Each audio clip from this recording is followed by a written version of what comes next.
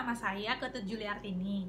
Saya merupakan mahasiswa Magister Manajemen di Fakultas Ekonomi dan Bisnis Universitas Udayana. Nah, pada kesempatan kali ini saya ingin menjelaskan dan membagikan sedikit informasi mengenai salah satu topik dalam manajemen sumber daya manusia. Nah, kalau di video sebelumnya saya sudah sempat menjelaskan mengenai kompensasi finansial langsung, maka di video kali ini saya akan menjelaskan mengenai kompensasi finansial tidak langsung. Referensi buku yang saya gunakan adalah buku yang berjudul Human Resource Management. Ini yang ditulis oleh Erwaini Mondi dan Joseph G. Martuccio. Ini edisi ke-14 terbitan Pearson. Jadi untuk mempercepat materinya, yuk kita saksikan videonya sampai selesai ya.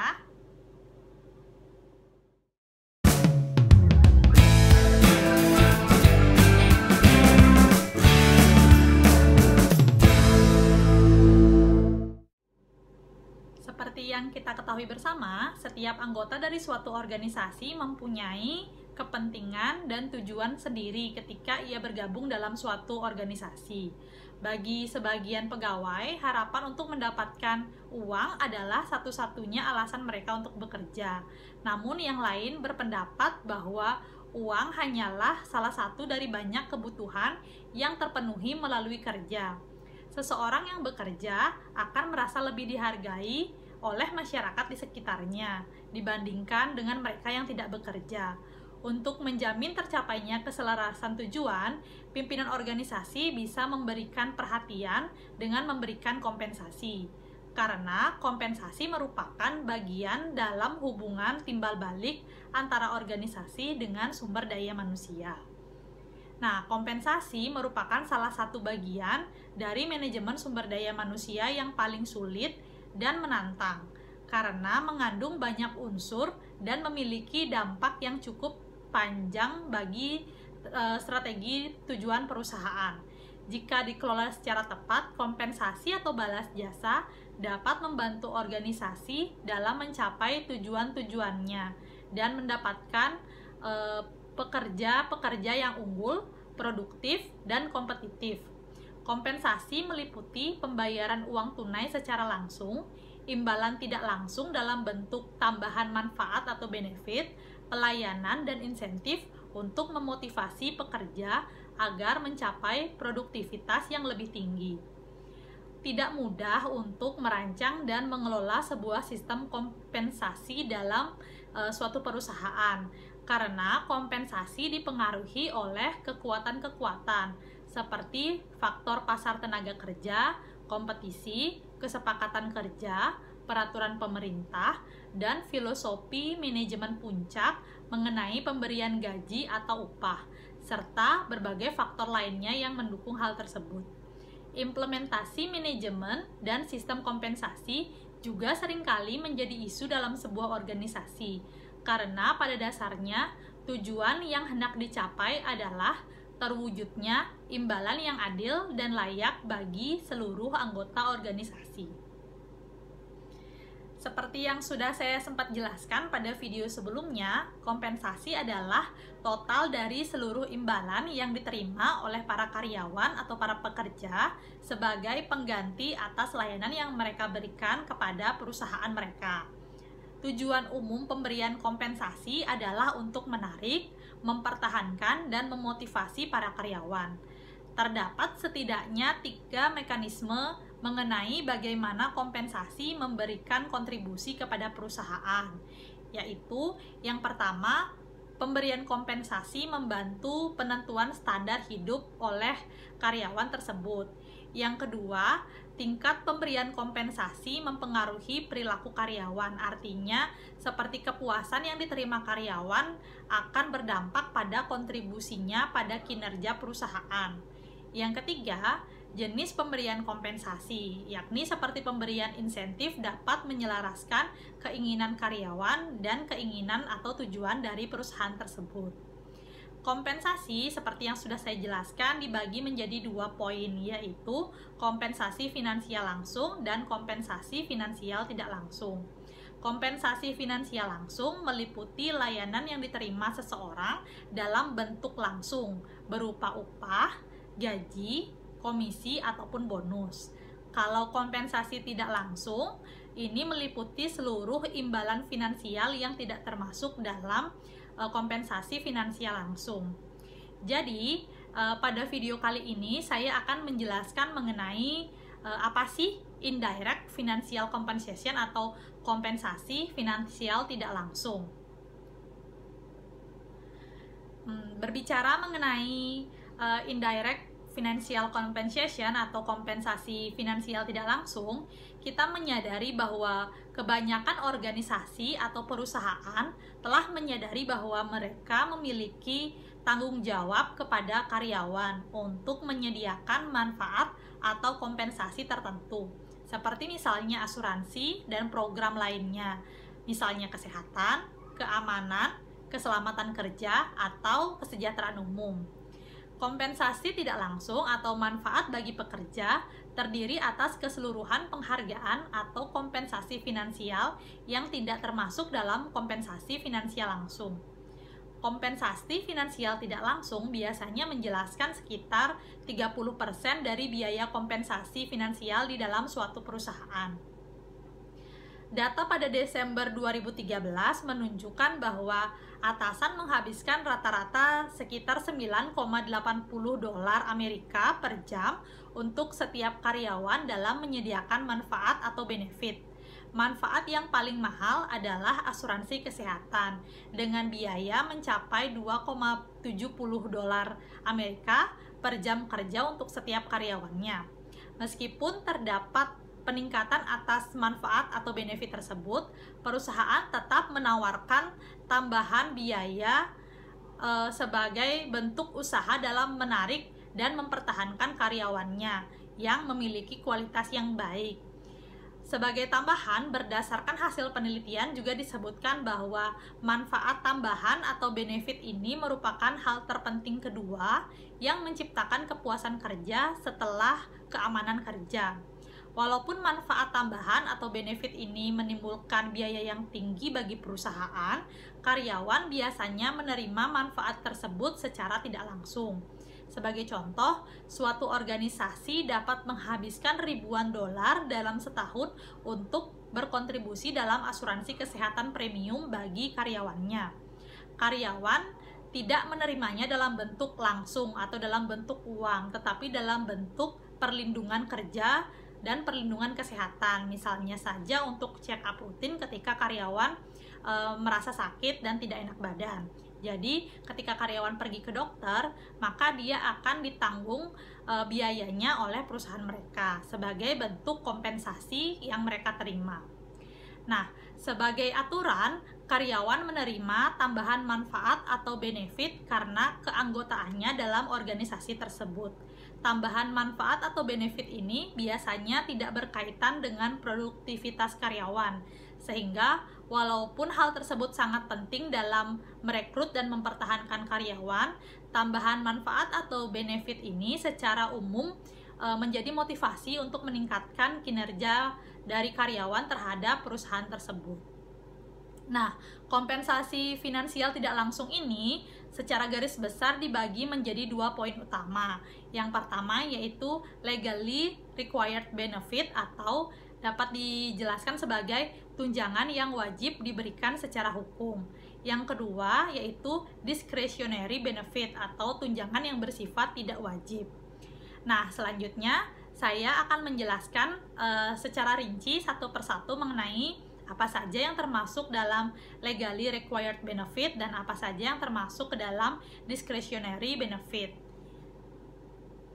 Seperti namanya, legally required benefit atau tunjangan yang wajib diberikan oleh perusahaan secara hukum adalah tunjangan yang diamanatkan oleh hukum. Undang-undang mewajibkan beberapa manfaat atau benefit dan atasan wajib menyediakan manfaat tambahan dan manfaat sukarela lainnya. Contohnya saja, contoh dari tunjangan wajib ini antara lain adalah Social Security atau jaminan sosial, Unemployment Compensation atau asuransi pengangguran, Worker Compensation atau kompensasi untuk pekerja, family and medical leave atau cuti untuk keluarga dan pengobatan. Sedangkan untuk bagian yang kedua atau poin kedua yaitu discretionary benefit atau tunjangan yang tidak wajib. Nah, tunjangan tidak wajib ini adalah pembayaran manfaat atau tunjangan sebagai keputusan dari negosiasi antara manajemen suatu perusahaan dan manajemen serikat pekerja.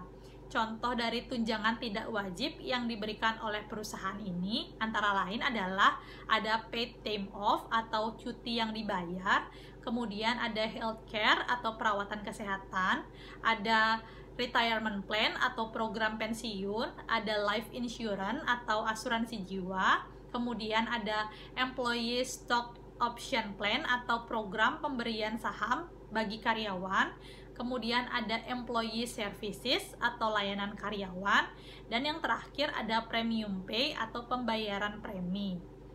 Nah, selanjutnya kita akan membahas satu persatu mengenai masing-masing bagian dari legally required benefit dan juga discretionary benefit ini.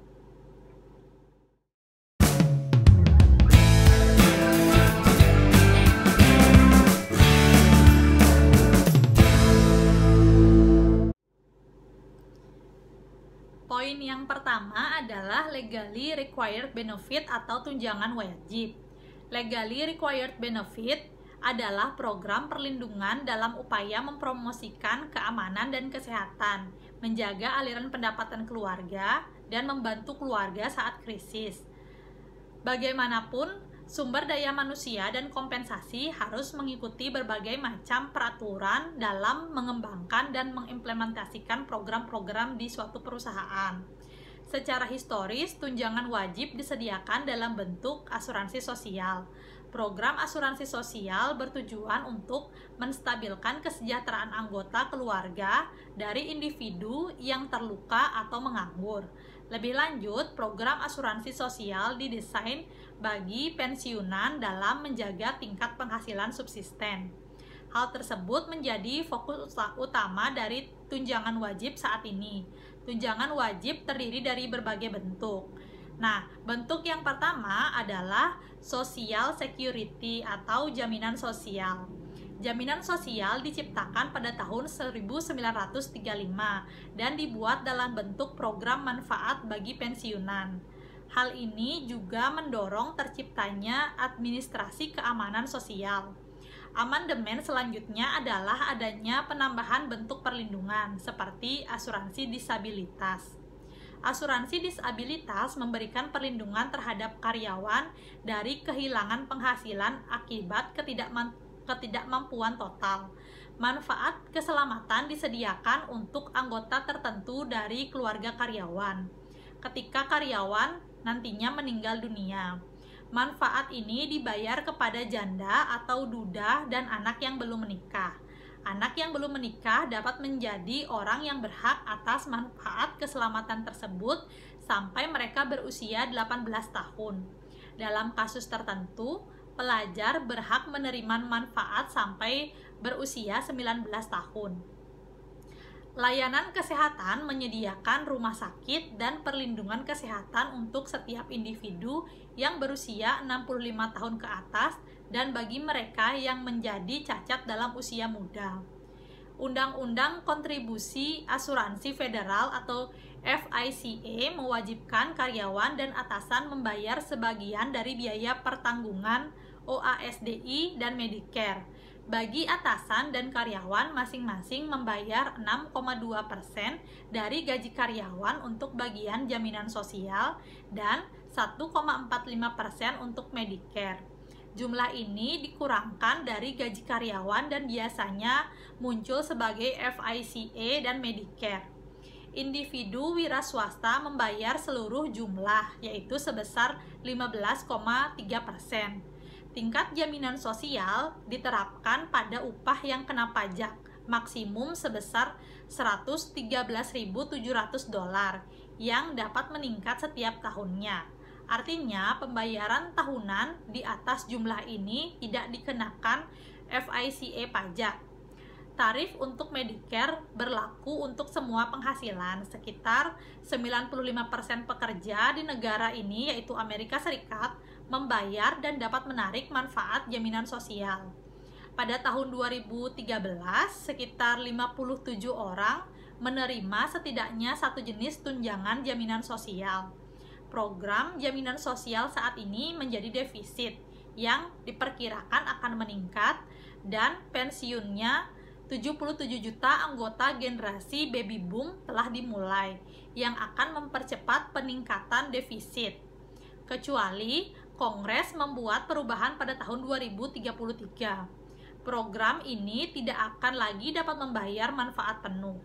Nah, usia untuk menerima tunjangan jaminan sosial, yaitu usia pensiun, telah meningkat perlahan hingga mencapai 67 pada 2002. Perubahan ini tidak akan mempengaruhi Medicare dengan kelayakan penuh di bawah program ini dan berlaku pada usia 65 tahun. Nah, untuk di Indonesia sendiri, fokus utama dari jaminan sosial adalah sebuah bidang dari kesejahteraan sosial yang memperhatikan perlindungan sosial atau perlindungan terhadap kondisi yang diketahui sosial, termasuk kemiskinan, usia lanjut, kecacatan, pengangguran, dan anak-anak, serta lain-lain. Jenis jaminan sosial ini dibagi lagi ke dalam beberapa bagian. Yang pertama ada jaminan kecelakaan penumpang.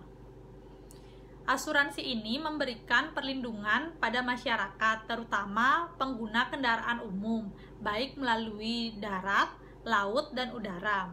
Di Indonesia, lembaga yang menangani asuransi kecelakaan penumpang adalah Jasara Harja. Hal tersebut sudah diatur dalam Undang-Undang Nomor 33 Tahun 1964 tentang dana pertanggungan wajib kecelakaan dan Undang-Undang Nomor 34 Tahun 1964, yakni tentang dana kecelakaan lalu lintas.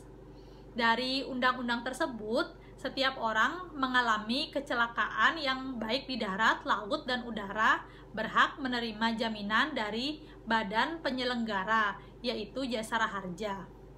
Asuransi sosial ini memberikan perlindungan pada masyarakat atas timbulnya gangguan kesehatan. Biaya yang ditanggung adalah dalam bentuk berobat jalan maupun rawat inap. Yang kedua, yaitu jaminan hari tua. Layanan ini memberikan perlindungan jaminan hari tua bagi para pekerja yang telah mencapai usia pensiun tertentu, atau sebagai contoh adalah pekerja yang sudah bekerja selama 10 tahun di suatu perusahaan. Ketika dia mengundurkan diri dari sebuah perusahaan, dirinya akan mendapatkan manfaat dari uang jaminan hari tua yang dimilikinya. Di Indonesia sendiri, jaminan hari tua ini sekarang dikelola oleh BPJS Ketenagakerjaan. Khusus untuk pegawai negeri sipil atau PNS masih dikelola oleh PT Taspen, dan untuk anggota TNI dikelola oleh PT Asabri. Yang selanjutnya adalah jaminan kematian. Layanan ini merupakan jaminan yang diselenggarakan dengan tujuan untuk memberikan santunan berupa santunan kematian yang dibayarkan kepada ahli waris peserta yang meninggal dunia. Di Indonesia saat ini, jaminan kematian ini juga ditanggung oleh BPJS Ketenagakerjaan. Yang selanjutnya adalah jaminan kecelakaan kerja. Program jaminan kecelakaan kerja disingkat dengan JKK, yaitu suatu program pemerintah dan pemberi kerja dengan tujuan untuk memberikan kepastian jaminan pelayanan dan santunan apabila tenaga kerja mengalami kecelakaan saat menunaikan tugas pekerjaannya dan terjadi berbagai penyakit yang berhubungan dengan pekerjaannya. Di Indonesia saat ini jaminan kecelakaan kerja ditanggung oleh BPJS Ketenagakerjaan. Yang selanjutnya adalah jaminan kesehatan. Jaminan kesehatan adalah program jaminan sosial yang diselenggarakan secara nasional. berdasarkan prinsip asuransi sosial dan prinsip ekuitas dengan tujuan menjamin agar seluruh peserta mendapatkan manfaat pemeliharaan kesehatan dan perlindungan dalam memenuhi kebutuhan dasar kesehatan. Di Indonesia sendiri, sekarang jaminan kesehatan ditanggung oleh BPJS Kesehatan. Bagian selanjutnya yaitu jaminan pensiun. Jaminan atau program pensiun disingkat dengan program JP adalah pembayaran berkala atau jangka panjang sebagai substitusi dari penurunan atau hilangnya penghasilan karena peserta mencapai usia tua atau usia pensiun, mengalami cacat total permanen, atau meninggal dunia. Karakteristiknya adalah diselenggarakan secara nasional berdasarkan prinsip asuransi sosial atau tabungan wajib dan manfaat pasti. Kepesertaannya perorangan dan manfaat berupa uang tunai dibayarkan setiap bulan. Di Indonesia sendiri, saat ini jaminan pensiun ditanggung oleh BPJS Ketenagakerjaan. Selanjutnya, bagian kedua dari legally required benefit adalah unemployment insurance atau asuransi pengangguran. Nah, asuransi pengangguran ditujukan bagi pekerja yang diberhentikan dari pekerjaannya bukan akibat kesalahannya. Pembayarannya akan diberikan selama 26 minggu atau saat mereka menemukan pekerjaan baru.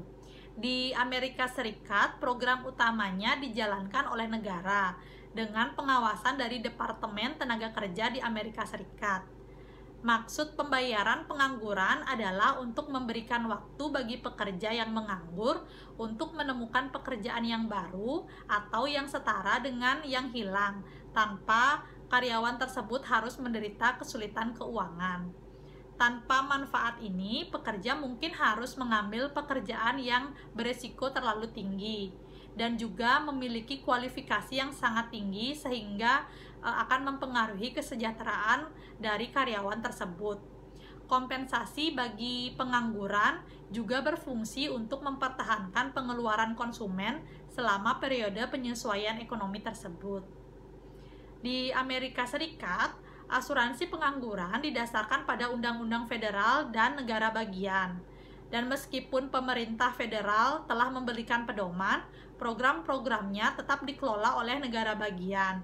Dan oleh karena itu, manfaatnya bervariasi di setiap negara bagian.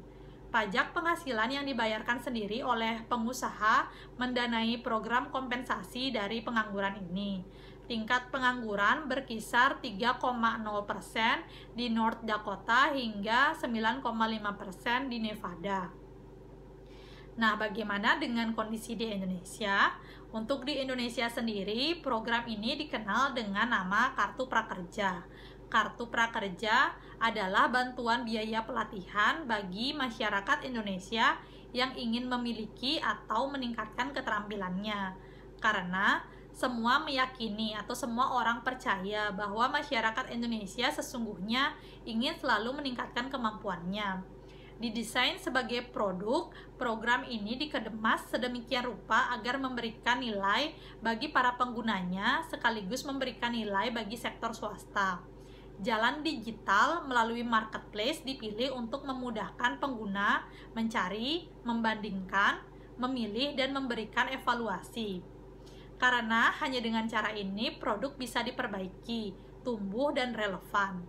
Kemudian, menggandeng pelaku usaha swasta, program ini adalah wujud kerjasama pemerintah dengan swasta dalam melayani masyarakat.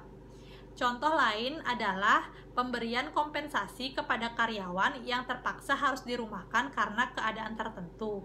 Misalnya saja karena krisis ekonomi atau perusahaan tersebut bangkrut dan harus dirumahkan, di mana pemberian kompensasi jenis ini menjamin karyawan untuk dapat survive atau bertahan di tengah usahanya dalam menemukan pekerjaan yang baru, atau jika kondisi dapat pulih, karyawan dapat bekerja kembali secara normal di perusahaan tersebut.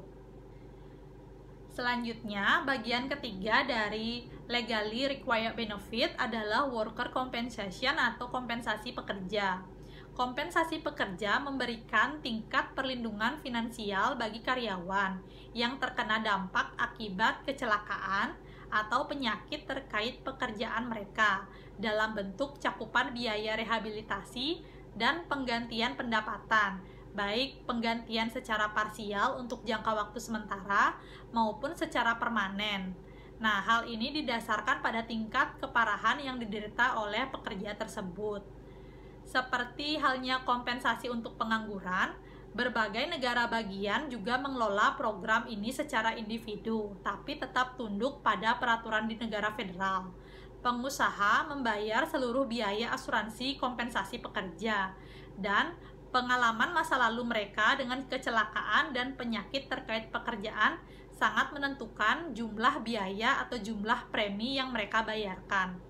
Keadaan ini harus memberikan dorongan lebih lanjut bagi para pengusaha untuk proaktif dengan program kesehatan dan keselamatan kerja karyawan. Di Indonesia sendiri, contoh yang biasa kita ambil adalah asuransi. Asuransi merupakan suatu lembaga keuangan karena merupakan dana atau penghimpun dana yang dapat digunakan untuk membiayai pembangunan, di samping bermanfaat bagi masyarakat yang berpartisipasi dalam bisnis asuransi. Serta asuransi juga memberikan manfaat atau tujuan, yaitu memberikan perlindungan atau proteksi atas kerugian keuangan atau financial loss. Nah, ini juga ditimbulkan oleh peristiwa yang tidak terduga sebelumnya atau fortuitous event. Selain itu, contoh lainnya adalah jaminan sosial seperti yang sudah dijelaskan sebelumnya.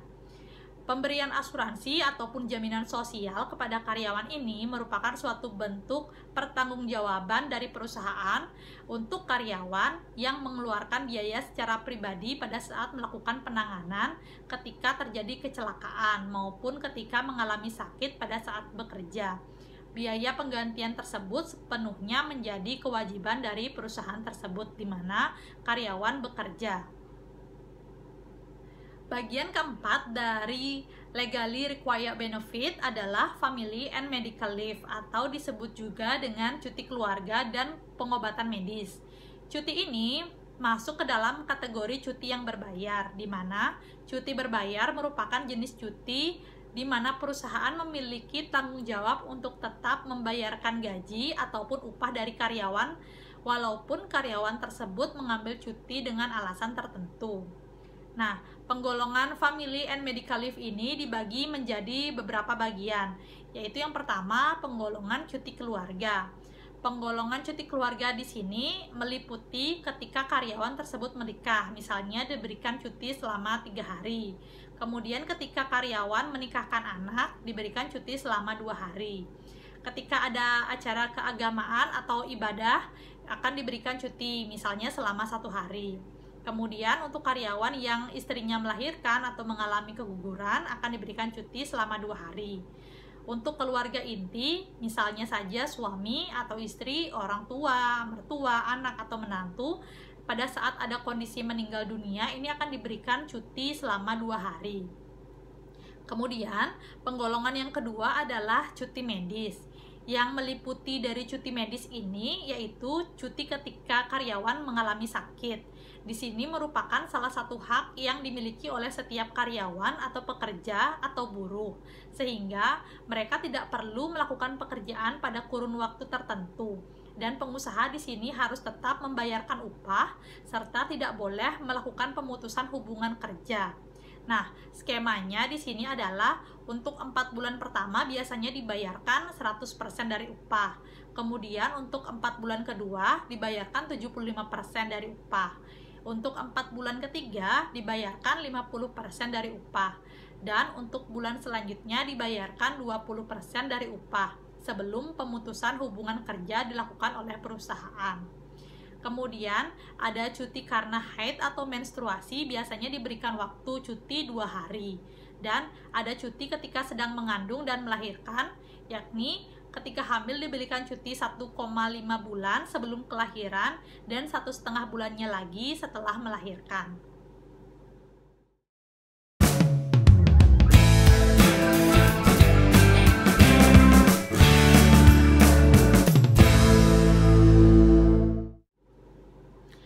Nah, oke, selanjutnya kita akan melanjutkan mengenai pembahasan dari bagian kedua dari kompensasi finansial tidak langsung, yaitu discretionary benefit atau disebut juga dengan tunjangan yang bersifat tidak wajib.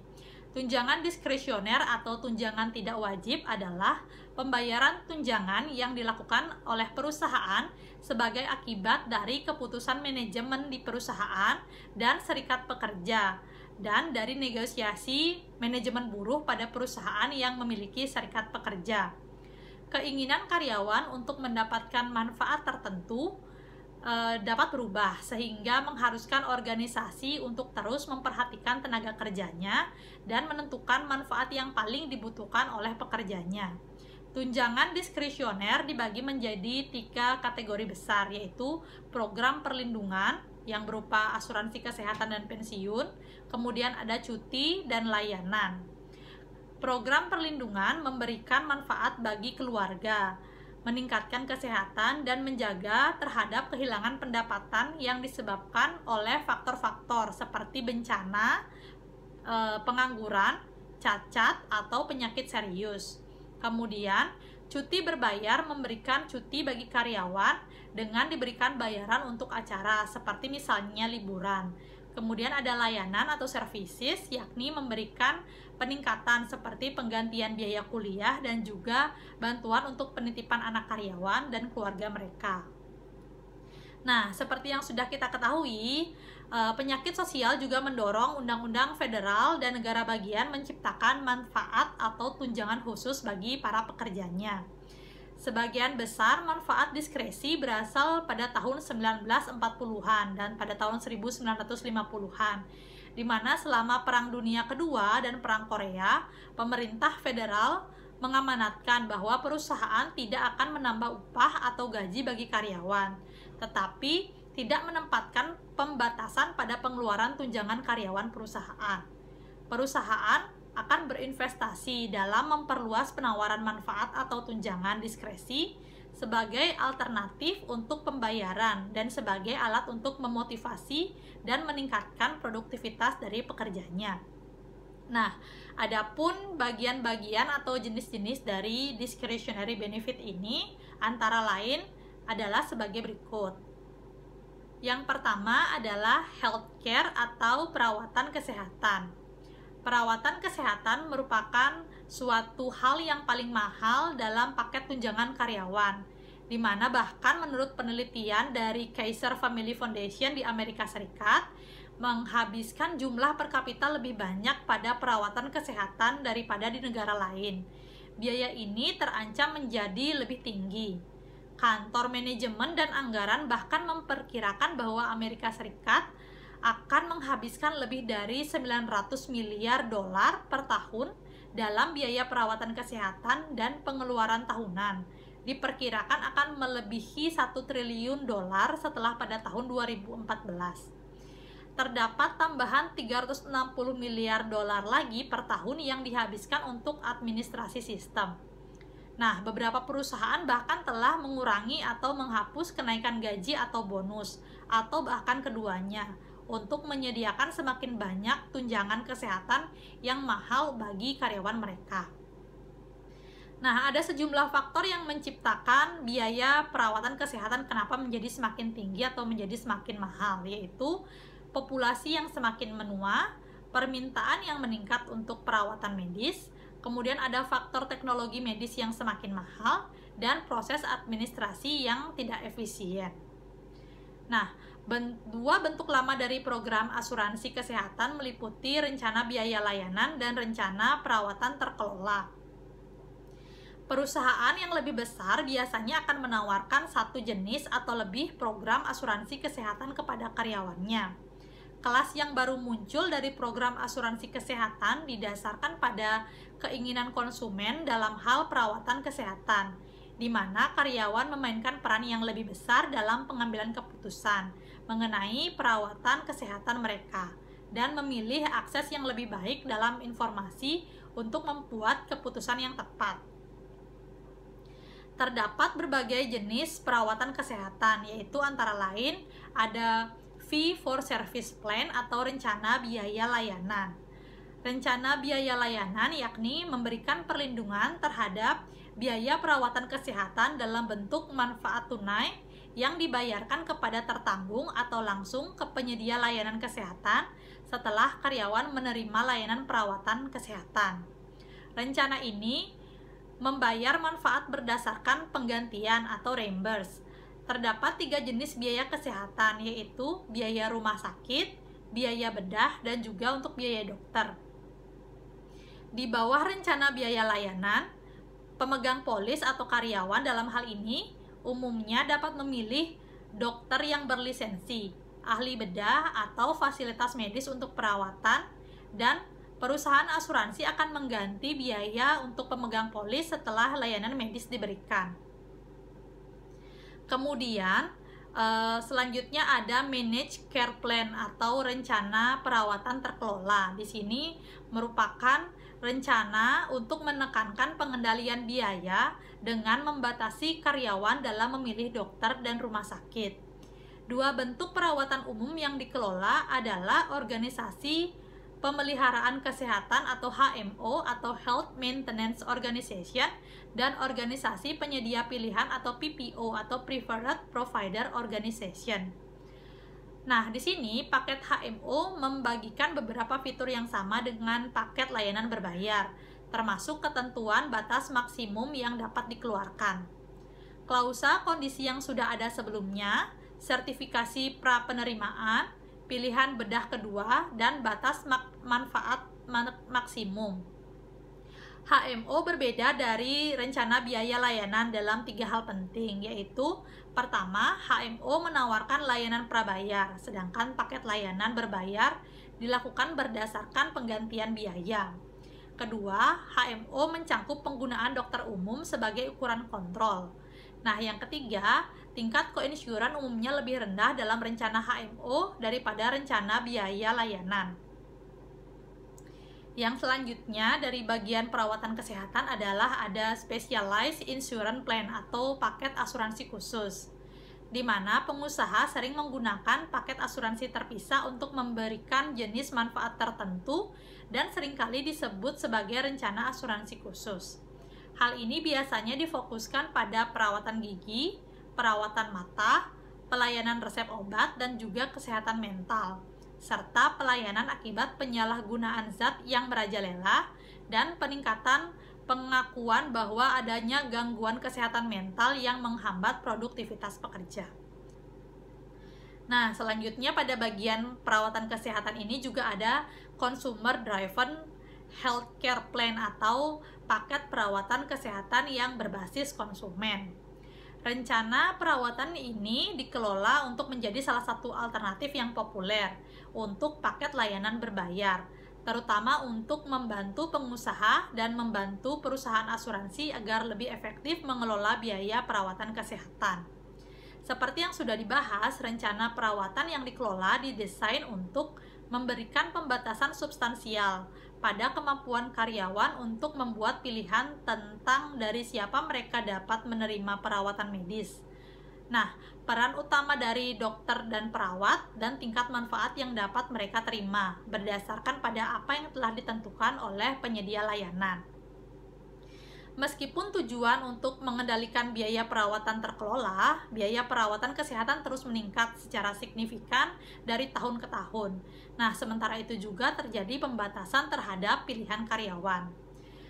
Perawatan kesehatan berbasis konsumen mengacu kepada tujuan, yakni membantu perusahaan dan mengontrol biaya, dan juga memungkinkan karyawan untuk membuat pilihan yang lebih besar tentang perawatan kesehatan untuk mereka.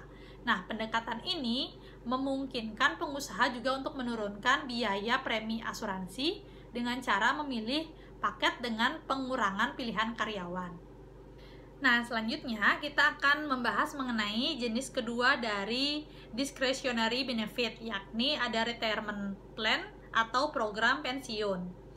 Nah, keamanan penghasilan pensiun adalah masalah utama bagi individu dari segala usia, khususnya bagi anggota generasi baby boom yang memasuki masa pensiun dalam jumlah yang belum pasti.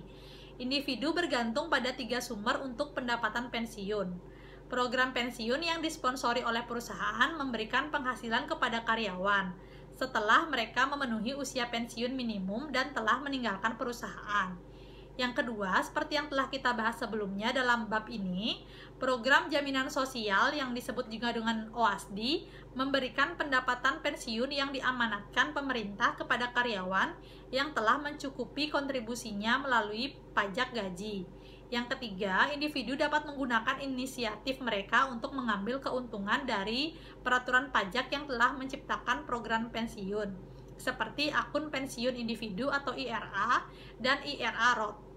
Fokus utamanya adalah pada rencana pensiun yang disponsori oleh perusahaan. Nah, kita akan membahas satu persatu dari jenis dari asuransi atau biaya pensiun ini. Yakni di mana yang pertama ada paket manfaat pasti, di mana program pensiun umumnya berupa manfaat pasti atau kontribusi pasti. Rencana manfaat pasti adalah rencana pensiun formal yang memberikan peserta manfaat tetap pada saat pensiun. Meskipun formula manfaat pasti bervariasi, mereka biasanya didasarkan pada gaji rata-rata tahunan karyawan dan masa kerja. Paket ini menyediakan dana pensiun yang setara dengan 50 hingga 80% dari penghasilan akhir karyawan. Di pasar kerja saat ini, pekerja yang lebih muda lebih tertarik pada program imbalan pasti, tapi seringkali tidak dapat memperolehnya. Dalam studi Tower Watson, hampir 2/3 pekerja dikatakan berusia 40 tahun. Nah, mengatakan bahwa program tunjangan pasti ini adalah program kunci dalam keputusan mereka untuk tinggal bersama perusahaan mereka dibandingkan dengan hanya 1/4 dari mereka yang memiliki program kontribusi pasti. Ketika perusahaan mulai merekrut lagi, manfaat pensiun menjadi faktor bagi karyawan. Menurut David Spade, pensiun senior konsultan di kantor Tower Watson, Arlington, Virginia, mengatakan bahwa dia berpikir bahwa orang yang muda sedang melihat orang tua mereka dan mereka melihat perjuangan yang dilalui oleh orang tuanya dan mereka akan menunda pensiun dan untuk itu mereka akan bereaksi. Kemudian bagian kedua dari rencana pensiun ini adalah ada rencana kontribusi yang telah ditetapkan. Program kontribusi pasti adalah program pensiun yang membutuhkan kontribusi spesifik oleh pemberi kerja untuk dana pensiun atau tabungan yang ditetapkan oleh karyawan. Nah, karyawan mengetahui seberapa banyak perusahaan akan berkontribusi pada program imbalan pasti.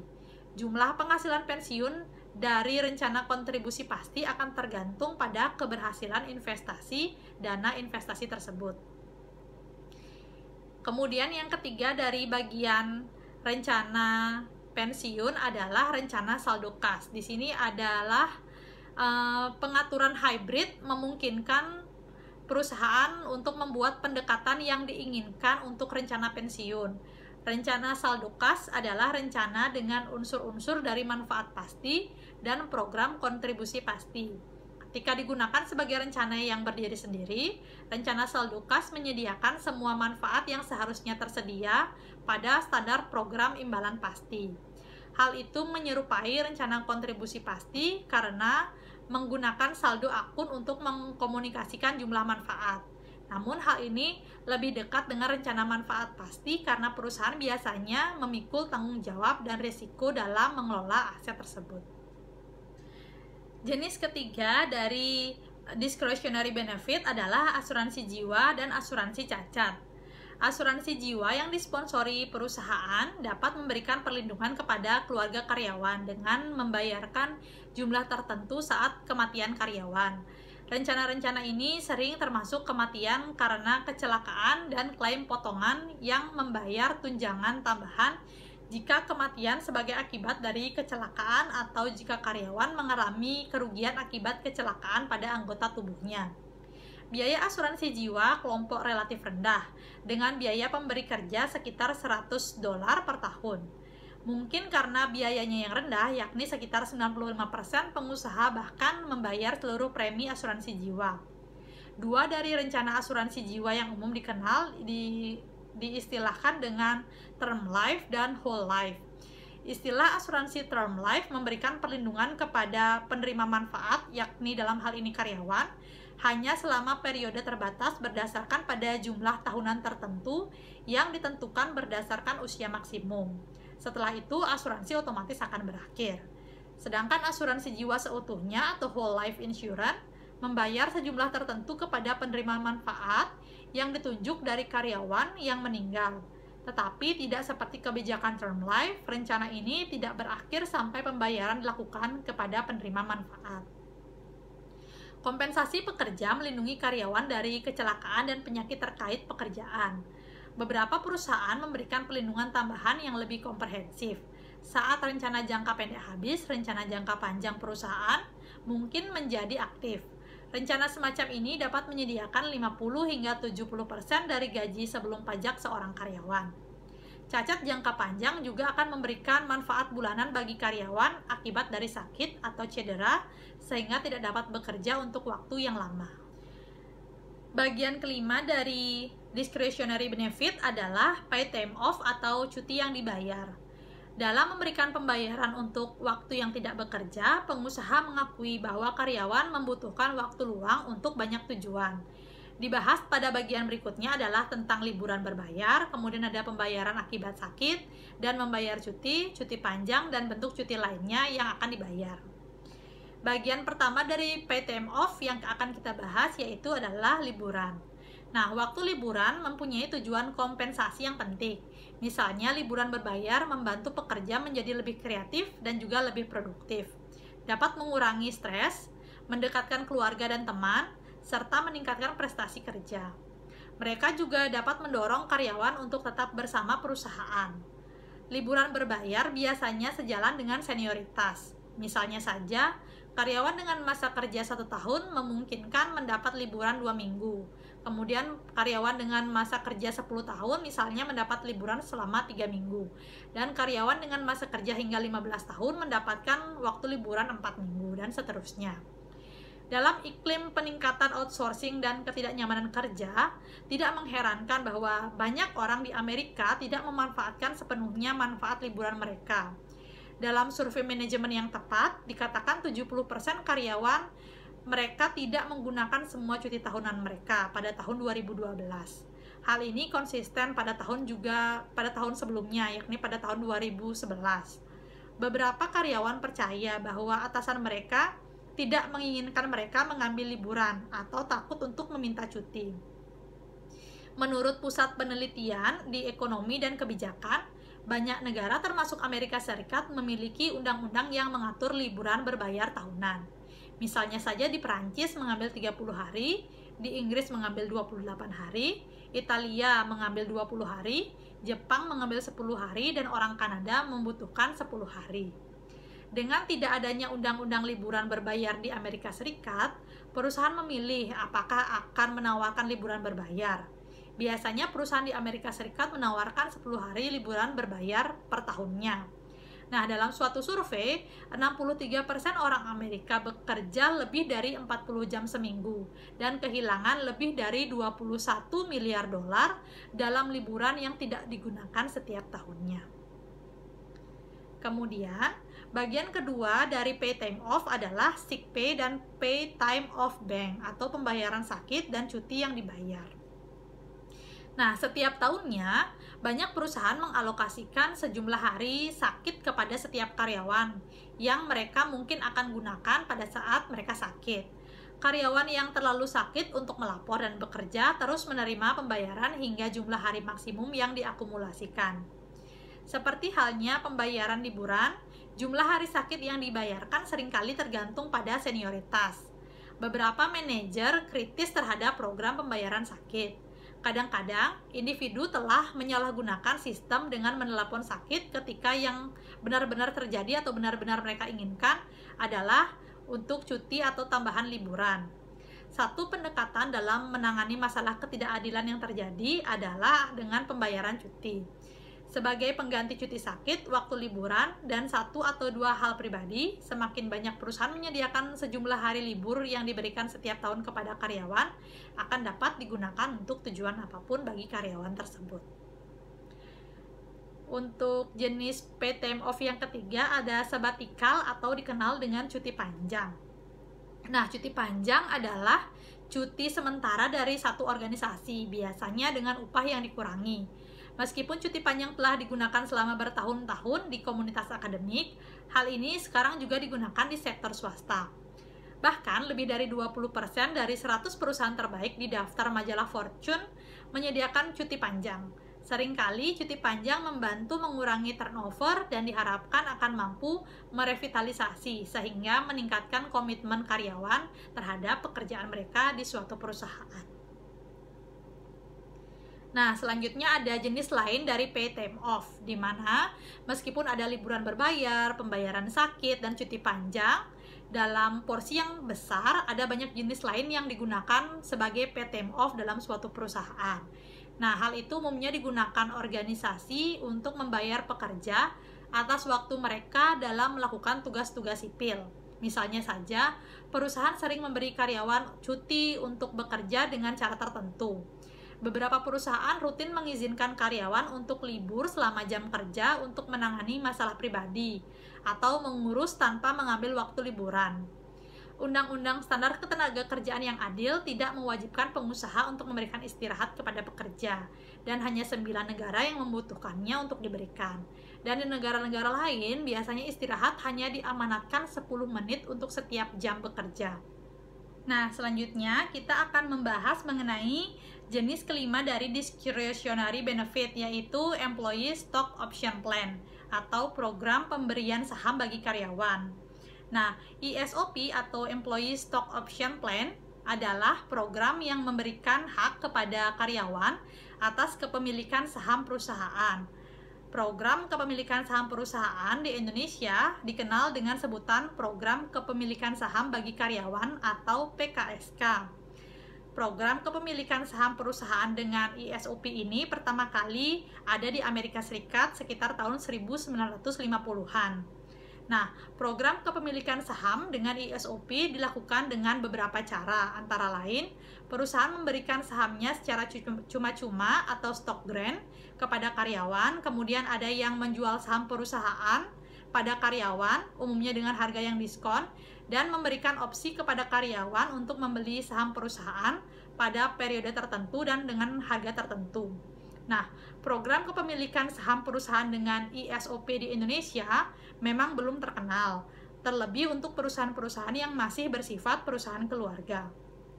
Nah, mengapa perusahaan atau manajemen memberikan kesempatan karyawan untuk memiliki saham perusahaan dengan ESOP ini? Nah, hal ini karena dapat digunakan sebagai bentuk penghargaan kepada karyawan dan mampu mempertahankan karyawan, atau dengan kata lain dapat meminimalisasi keluar masuknya perusahaan atau keluar masuknya karyawan atau turnover karyawan. Nah, karyawan yang memiliki saham perusahaan cenderung akan memiliki rasa memiliki dan pada akhirnya akan menimbulkan semangat mereka dalam bekerja. Contohnya adalah berapa lembar saham, ada berapa lembar surat berharga dan aset dengan nilai jaminan tertentu yang diberikan kepada karyawannya. Berikutnya, kita akan membahas jenis keenam dari discretionary benefit, yaitu ada employee service atau layanan karyawan. Nah, organisasi menawarkan berbagai manfaat yang disebut sebagai layanan karyawan. Nah, manfaat ini meliputi sejumlah bidang termasuk penitipan anak, bantuan pendidikan, layanan makanan atau kafetaria bersubsidi, kemudian ada beasiswa untuk tanggungan, manfaat relokasi, dan juga manfaat untuk rumah tangga pasangan. Yang pertama yang akan kita bahas adalah mengenai penitipan anak, di mana manfaat yang ditawarkan oleh beberapa perusahaan adalah penitipan anak yang bersubsidi, di mana menurut Konferensi Nasional Legislatif Negara Bagian di Amerika Serikat, diperkirakan 80% karyawan kehilangan pekerjaan karena masalah pengasuhan anak. Pengaturan pengasuhan anak oleh perusahaan cenderung akan mengurangi absensi, melindungi produktivitas karyawan, meningkatkan retensi dan merekrut, kemudian mempromosikan kemajuan perempuan dan juga menjadikan perusahaan sebagai perusahaan pilihan. Kemudian yang kedua ada bantuan pendidikan. Rencana bantuan pendidikan dapat membantu meningkatkan retensi karyawan. Baru-baru ini bahkan survei profesional SDM mengatakan bahwa 50% organisasi mereka menawarkan bantuan pendidikan untuk pendidikan sarjana dan 54% menawarkan bantuan lulusan. Beberapa perusahaan mengganti biaya karyawan setelah mereka menyelesaikan kursus dengan nilai C atau lebih tinggi, sedangkan yang lain menyediakan pembayaran di muka atas biaya-biaya ini. Nah, pengusaha lain menyediakan setengah dari penggantian di depan dan sisanya pada penyelesaian kursus yang memuaskan. Selanjutnya ada layanan makanan atau kafetaria bersubsidi. Biasanya tidak ada makan siang yang gratis. Namun pengusaha atau perusahaan yang memasok jasa makanan atau kafetaria bersubsidi akan memberikan pengecualian untuk aturan ini. Apa yang mereka harapkan sebagai imbalan adalah meningkatnya produktivitas, semangat kerja karyawan yang terus meningkat, dan dalam beberapa kasus, tenaga kerja yang dimiliki akan lebih sehat. Sebagian besar perusahaan yang menawarkan makan siang gratis atau bersubsidi merasa bahwa mereka mendapatkan pengembalian yang lebih tinggi terkait hubungan perusahaan dengan karyawan mereka. Nah, menyediakan jam makan siang minimum merupakan juga suatu manfaat bagi karyawan yang membuat karyawan lebih menghargai kesempatan untuk berinteraksi dan bergaul dengan karyawan lainnya, dan mereka akan bekerja lebih giat dan meningkatkan produktivitas perusahaan mereka. Yang selanjutnya adalah adanya beasiswa untuk tanggungan. Seringkali perusahaan memberikan beasiswa untuk tanggungan karyawan. Program beasiswa dapat membantu meningkatkan rekrutmen dan retensi karyawan. Sistem kesehatan Francis Chan menyatakan bahwa kesehatan nirlaba atau penyedia perawatan di Tacoma, Washington menargetkan penghargaannya terutama untuk anak-anak karyawan yang tertarik memasuki bidang perawatan kesehatan, meskipun juga mereka memberikan beasiswa untuk studi di daerah lain. Selanjutnya ada fasilitas relokasi, di mana manfaat relokasi adalah pengiriman barang-barang rumah tangga dan biaya hidup sementara yang dibayarkan oleh perusahaan, yang mencangkup semua atau sebagian dari biaya real estate yang terkait dengan pembelian rumah baru dan menjual rumah yang sudah sebelumnya ditempati. Paket relokasi ini bervariasi, tetapi sebagian besar perusahaan akan membayar untuk biaya pemindahan dan pengepakan rumah tangga dan biaya hidup sementara hingga 6 bulan sampai rumah yang lama dijual. Perusahaan juga dapat membayar untuk perjalanan mingguan atau 2 bulanan ke rumah di akhir pekan. Nah, diperkirakan sekitar 9,3 miliar dolar telah dihabiskan pada tahun 2012 untuk perusahaan relokasi di Amerika Serikat. Meskipun pindah dapat merepotkan, hal ini juga dapat menghasilkan banyak manfaat. Karena karyawan biasanya merasa investasi telah dibelikan oleh perusahaan mereka jika mereka diminta untuk pindah dan perusahaan membayar semua biaya relokasi tersebut. Nah, alasan utama penolakan relokasi biasanya adalah masalah perumahan dan hipotek, kemudian diikuti oleh masalah keluarga atau ikatan dan pekerjaan pasangan atau mitra hidupnya mereka. Nah, untuk bagian terakhir atau jenis terakhir dari discretionary benefit yaitu ada premium pay atau pembayaran premi. Pembayaran premi adalah kompensasi yang dibayarkan kepada karyawan untuk bekerja dalam jangka waktu yang lama atau bekerja dalam kondisi berbahaya atau yang tidak diinginkan oleh karyawan. Pembayaran untuk kerja lembur diperlukan secara hukum tanpa pengecualian, yakni bagi karyawan yang bekerja lebih dari 40 jam dalam 1 minggu. Namun, di beberapa perusahaan, mereka secara sukarela membayar lembur untuk jam kerja melebihi 8 jam dalam 1 hari tertentu, dan membayar 2 kali lipat atau bahkan lebih untuk bekerja pada hari Minggu dan juga di hari libur. Gaji tambahan yang diberikan kepada karyawan yang bekerja dalam kondisi yang sangat berbahaya disebut sebagai pembayaran bahaya. Pencuci jendela untuk gedung pencakar langit di Amerika misalnya, mungkin akan menerima kompensasi tambahan karena kondisi kerja yang genting. Kemudian ada contoh lain seperti pilot militer yang mengumpulkan uang ekstra dalam bentuk gaji penerbangan dan uang tempur karena risiko yang terlibat dari pekerjaan mereka. Nah, ada juga beberapa karyawan yang menerima upah differential shift untuk ketidaknyamanan terkait jam kerja yang tidak mereka inginkan. Nah, jenis pembayaran ini dapat diberikan sebagai bentuk kompensasi tambahan per jam dan digunakan secara luas dalam perawatan kesehatan dan pekerjaan mereka. Nah, teman-teman, itu tadi penjelasan saya tentang kompensasi finansial tidak langsung. Nah, semoga dari video ini dapat memberikan tambahan manfaat dan tambahan ilmu pengetahuan untuk teman-teman yang lain. Nah, sekian dulu ya video saya kali ini. Semoga kita ketemu lagi di video selanjutnya. Dan terima kasih banyak atas perhatian dan terima kasih sudah menonton. Sampai jumpa.